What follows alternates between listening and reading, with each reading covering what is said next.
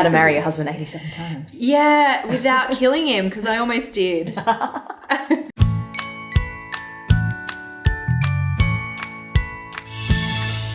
Welcome to A Cup of Tea with Bree, where I get to know some of the country's most amazing parents, incredible business people, and inspiring characters. Now, today's guest helps women create wealth through her mindset courses and practical wisdom on releasing money blocks. She is the money mindset and mentor for the new wave of entrepreneurs. So please welcome Denise Duffield-Thomas. How are you? Oh my God, I'm so excited to be in Cairns. Thank you. It's wonderful to have you here. So it's nice to have a cup of tea with you. Yes. We were discussing off camera that it should have been something a little bit heavier. Yeah. So I want to get to know you today. Can you tell me first about your childhood? Where did you grow up? Do you have any brothers and sisters? Where were you born? Wow. So I am one of four, but my mum did it the weird way. So she had me really young. She had me at 18 and then my brother. And then there was a big gap, 15-year gap, and then she had another two kids. So she had her first at 18 and her last at 37. Wow. Yeah. So people usually do it one or the other, right? They have them younger or older. And so I'm almost 40 and my younger sibling is 21. Wow. Was she, because my mum's done a similar thing, different mother, I guess, too. Same mother, different mother, though. Same mum for me, different dads. Yes. No, what I mean is being an 18-year-old mum to a 37-year-old mum, she would have... It is completely different. Yeah, it is. And I was born in Manly. Okay. Grew up on the Central Coast. Went to Sydney for uni. And then I moved to London and I was there for almost 10 years. Wow. Yeah, and then came back and now I live in Newcastle. Again, home. Well, that's your home now. So yeah. You're the eldest? Yes. And you've got three, is it brothers or sisters? I've got two brothers and a sister. Oh, wow. Yeah, but it's funny because I'm the one that I'm probably least close to, a bit more now, is my sister, because I was out of home when she was born. Yeah. You know, and so it feels really strange because we're in very different life stages. Yes. And I mean, the youngest two, they could be my kids. Yes. Really. And especially my sister, she could be my child. Wow. And talking about children, you've got three children yourself? Yeah, I do. I've got Willow, who's 5, George, who's 3, and Piper, who's 1. Wow, hands full. Yeah, but not super busy, which we talked about a little bit today about how people always say busy mum, and I really try not to be busy. Yes. My life is definitely full, for sure, but I'm very intentional about what I let into my life. Which is, what I want to talk to you a little bit about at some point today. And we're going to do a podcast as well and talk a lot more about that. But what made you start this business? Did you always think that you'd be an online coach and doing the online courses and all the amazing things that you're doing? Well, yes, I always wanted to be in business, for sure. So I was the kid at 8 who was selling bracelets that I'd handmade. I was trying to sell horse poo on the weekends. I was very inspired by the Babysitters Club books. Okay. Yeah. So me and my friends, it was right at that time when they came out, and we were very inspired by that about, oh my gosh, these kids who are our age are making their own money. Yes.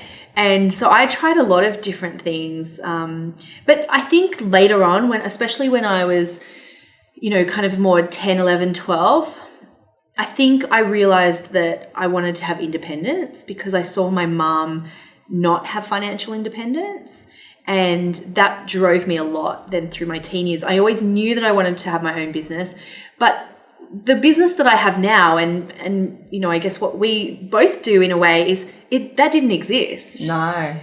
So I knew that I wanted to be like Oprah.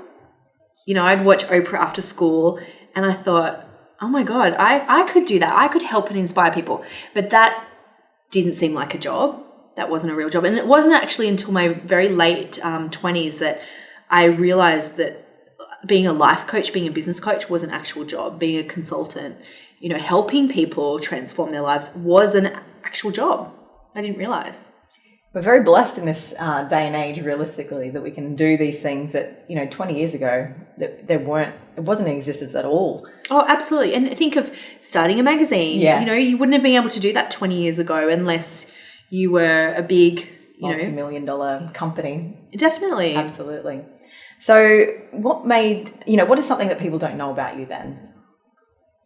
So something that I don't talk about a lot is that in my early career, I worked in sustainability. Okay.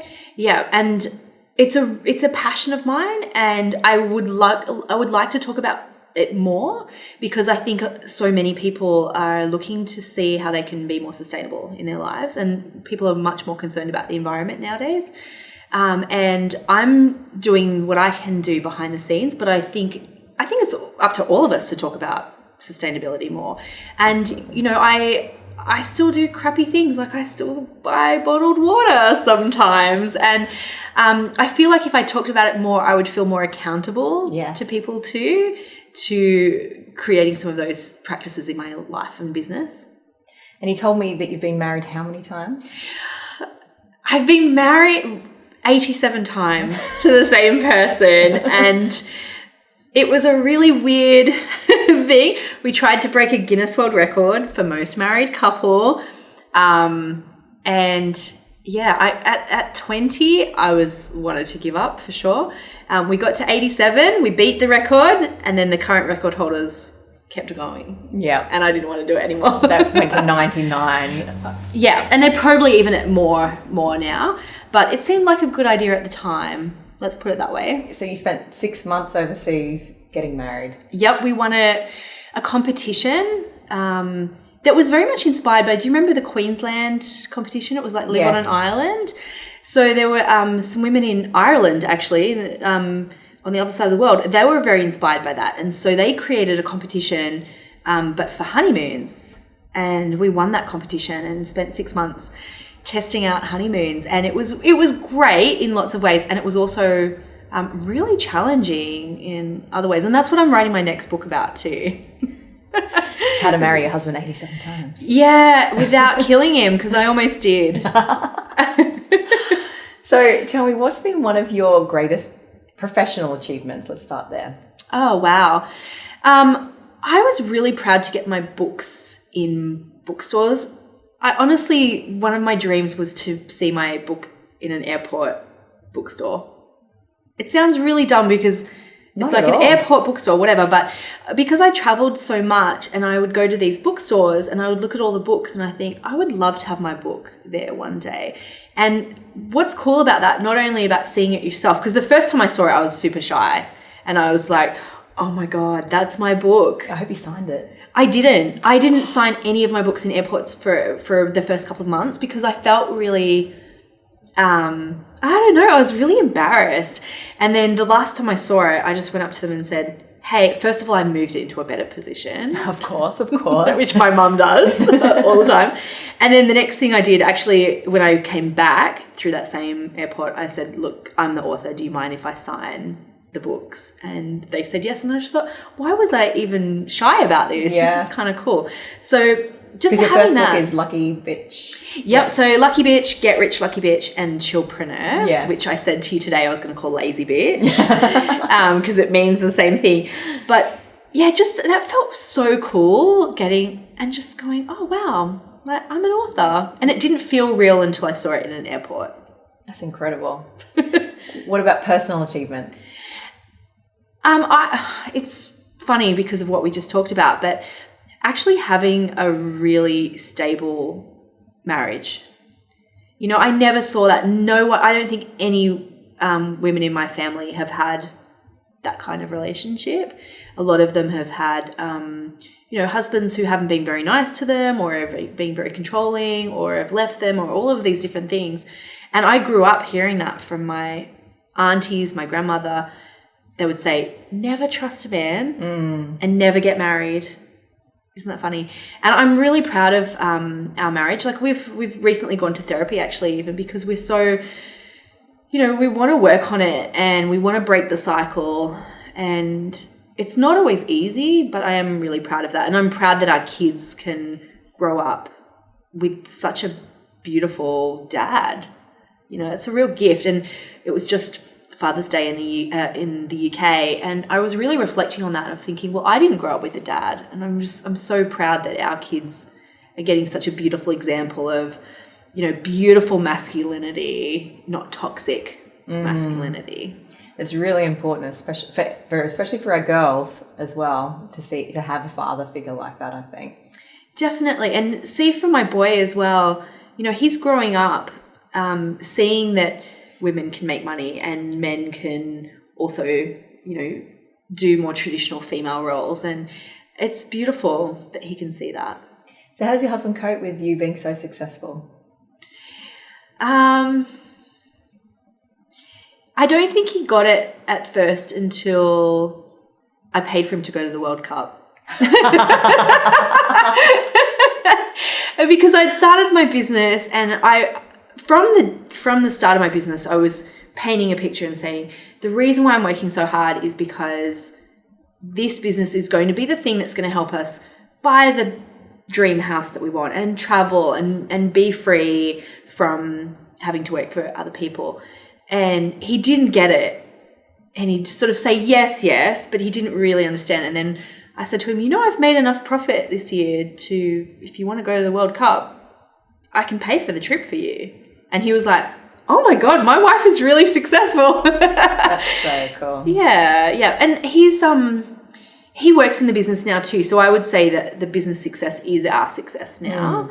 And everything that we do is for our family. It's for our goals. We're building our dream house at the moment. And I've been really impressed with him around his ego around it, because he's a very competitive person. He's always been very successful in his jobs and his career. And the fact that he can put that aside a little bit and help me with my dream, because it does help our family. Yeah, it's beautiful to watch. Absolutely. And like you said, you know, you're the face of the company and the face of the brand, and people are buying you, but you wouldn't be able to do what you do without his support. On a personal level, but also on a business level as well. No, absolutely. He is he's a real finisher, whereas I'm a more ideas person. So he does take some of my ideas and just makes them happen, which is amazing. And, you know, he's at home with our 3 kids. I would say he's probably the primary parent more than I am, but it's really beautiful to watch him. And even he can talk about that really well too, where he'll say, I'm putting my ego aside. You know, I don't feel threatened by your success. I just know that we are, you know, going where we're making hay. Yeah. Is a way to say it. And our accountant pointed that out too. He was like, you know what, why don't you guys both work in Denise's business, because it's making lots of money. And then, you know, maybe in the future we'll support one of his goals or dreams. Absolutely. A little bit more. And I think that's the thing, is tag teaming it and having each other's back. But right now your dream's the one that's working for your family. It's giving you the lifestyle. And someone has to be the support person realistically. Definitely. But he is major linchpin of the business at the moment too. Absolutely. Yeah. I love it. What about people's perceptions of that though? Because that must be difficult sometimes. It is. And actually when he was about to quit his job, he was fine about quitting his job, except for what he was going to tell other people. And I remember he was really nervous about it. And he was saying, what should I tell people that I'm doing? And he actually said to people, I'm spending more time with the kids, and he was thinking that people were going to criticize him for it. And actually, I think to a person, everyone said, I wish I could do the same. Yeah. And now he says we work in our company. And I'm sure his ego gets a little hit sometimes, but he's also got a ton of projects. Like, he's project managing our dream house build, and he's had so much time and energy to do things that a lot of dads don't get to do. So he's vice president of the P&C. He's the ethics teacher. Wow. For their grade, and he does readers groups. You know, he does a lot of that stuff, and it's so meaningful for our kids to see him do that. And the fact that he can do pickups and drop-offs, he's really lucky. And I think a lot of men really want to do those things, but there's that ego attached to, you know, men have to be the breadwinner, or men have to work really long hours. And I love the fact that he's challenging that. I love it too. I think it's great. So if you could have dinner with 3 people, whether past or present, who would they be and why?